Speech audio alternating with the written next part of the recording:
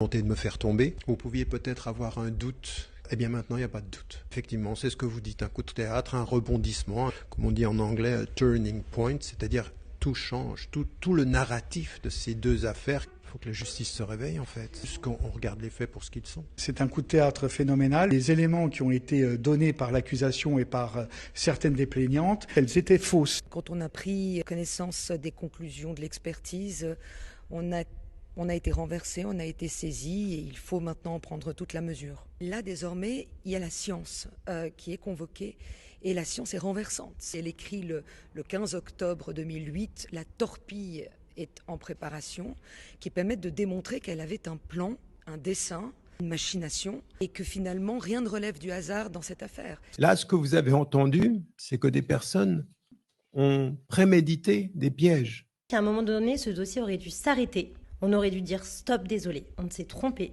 C'est qui on? La justice.